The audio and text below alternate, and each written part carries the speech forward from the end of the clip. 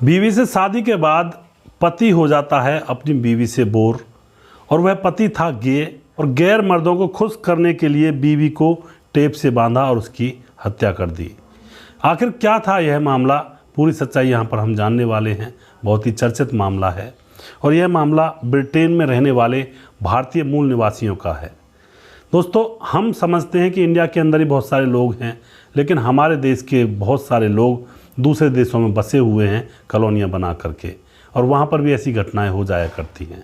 तो ब्रिटेन में बसे हुए भारतीय मूल निवासियों की यह कहानी है और आज यहाँ पर हम इस कहानी से पर्दा उठाने वाले हैं।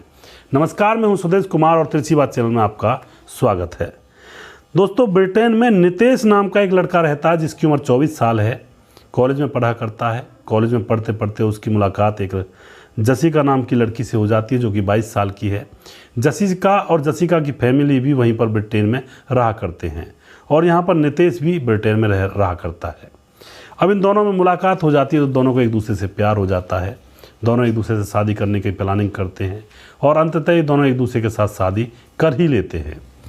2009 में इन दोनों की शादी हो जाती है और 2009 में शादी होने के बाद जसिका अपने पति के साथ रहने लगती है, लेकिन उसका पति कुछ उल्टे सीधे स्वभाव बनाने लगता है और यहाँ पर जसिका को पता लग जाता है कि उसका पति नितेश के संबंध लड़कों के साथ भी हैं। लेकिन दोस्तों, इनके बीच में झगड़ा तो होता है, लेकिन इस बात को वह बाहर कहती अपने घर वालों से या किसी और से, तो वह यही कहते कि तुमने अपनी मर्जी से लड़का ढूंढा था, हम क्या करें। तो वह इस बात को चुप लगा जाती है और उसके बाद क्या होता है दोस्तों, जसिका को वह टाइम नहीं देता है। उसका एक दोस्त था लड़का, उसके पास ज़्यादा जाया करता है और उसके साथ ही रहा करता है और उसके साथ ही ज़्यादातर टाइम बिताया करता है। जसिका को बिल्कुल भी टाइम नहीं देता है। दोस्तों, धीरे धीरे समय गुजर रहा होता है और अब जो नितेश होता है वह टाइम पास करने के लिए टिंडर ऐप चलाया करता है। टिंडर ऐप के ज़रिए उसकी मुलाकात एक और भारतीय मूल निवासी जिसका नाम होता है अमित पटेल, जो कि ऑस्ट्रेलिया में डॉक्टर था, उससे उसकी मुलाकात हो जाती है और उन दोनों की दोस्ती हो जाती है। दोस्तों, अब क्या होता है, यहाँ पर दोनों की दोस्ती हो जाती है। अब उससे ज़्यादातर बात किया करता और पत्नी को बिल्कुल भी टाइम नहीं दिया करता।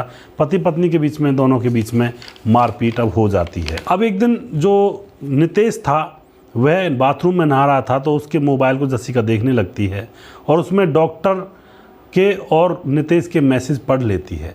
वो गंदे गंदे मैसेज थे, कब मिलोगे, कब आओगे, रहा नहीं जा रहा, ऐसे कुछ मैसेज थे। अब यहाँ पर उसको बड़ा डाउट होता है, लेकिन इस बात को वह छुपा कर रखती है, उससे नहीं कहती है। नितेश एक दिन उस डॉक्टर अमित पटेल को अपने घर ही ले आता है और घर ला करके वह उसके साथ खाना वगैरह खाता है और अपनी पत्नी से कह देता है कि तुम अलग कमरे में रहना, हम दोनों एक साथ कुछ काम करेंगे।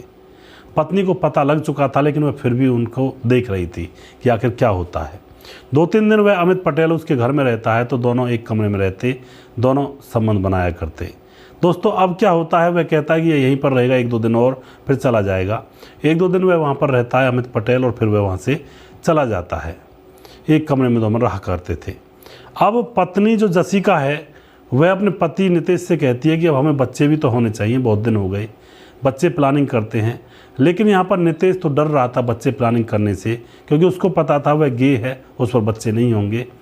तो यहाँ पर अब जो उसकी पत्नी होती है ज़बरदस्ती उससे बच्चे प्लानिंग करने को कहती है, पर पति नितेश बिल्कुल भी बच्चे पैदा नहीं करना चाहता था। अब यहाँ पर वह अपने उस दोस्त अमित पटेल के पास फ़ोन करता है कि मेरी पत्नी जिद पर अड़ी हुई है कि बच्चे पैदा करेंगे, अब मैं करूँ तो करूँ क्या, क्योंकि उसको बच्चे नहीं हो सकते थे। तो अमित पटेल उससे न जाने क्या बात करता है, उसको एक सीख देता है। और फिर आती है 9 मई की तारीख, 9 मई 2014। 2009 में शादी हुई थी, 2014 आ गया था, अभी भी उनको बच्चे पैदा नहीं हुए थे। तो 9 मई 2014 को नितेश जसिका को मारने की सोच लेता है। उधर जसिका से उसके घर वाले उसको बुला करके कह रहे थे कि अब बच्चा प्लान कर ले, बच्चा होना चाहिए, बहुत दिन हो गए हैं। जसिका अपने घर वालों से मिल करके जब वापस अपने रूम पर, अपने फ्लैट पर आती है तो आती हुई कि एक सीसीटीवी कैमरे में फ़ोटो भी है जो पुलिस को दिखाई दी थी। जैसे वो कमरे के अंदर आती है तो आ करके एकदम से उसका पति उसकी गर्दन दबा लेता है और उसको गर्दन दबा करके जान से मार देता है। मारने के बाद उसको वहीं पर डाल देता है और फिर घर के सामान को इस तरह से बिखेर देता है जैसे घर के अंदर किसी ने चोरी की हो या लूटपाट की भावना से आया हो। उसके बाद सामान को बिखेरने के बाद वह बाहर जाता है दुकान पर और वहाँ से अपनी पत्नी के फ़ोन पर मैसेज करता है कि तुमने पिज्ज़ा मंगाया था जानू, मैं लेकर आ रहा हूँ। यानी कि पुलिस अगर रिकॉर्ड चेक करे तो पुलिस को पता लग जाए जिस वक्त उसकी पत्नी की हत्या हुई उस वक्त वह तो पिज़्ज़ा लेने गया था। दोस्तों यह चालाकी वह चल लेता है और वापस आ जाता है। आकर के वह ज़ोर ज़ोर से शोर मचा देता है कि मेरी पत्नी को किसी ने मार डाला।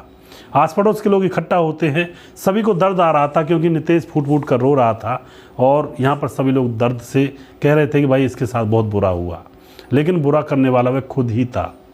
इधर जो जसिका थी उसके माँ बाप आ जाते हैं, उसका पिता आ जाता है, पुलिस भी आ जाती है। अब पुलिस मामले की छानबीन करती है और उससे पूछती है कि तुम कहाँ थे। वह बताता है कि मैं तो पिज़्ज़ा लेने गया था, आप मैसेज देख सकते हो व्हाट्सएप पर। उसके बाद क्या होता है दोस्तों, यहाँ पर जो जसिका का पिता था वह बार बार रो रो कर कह रहा था कि इसी नितेश ने मेरी बेटी को मारा है, इसने ही मेरी बेटी की हत्या की है।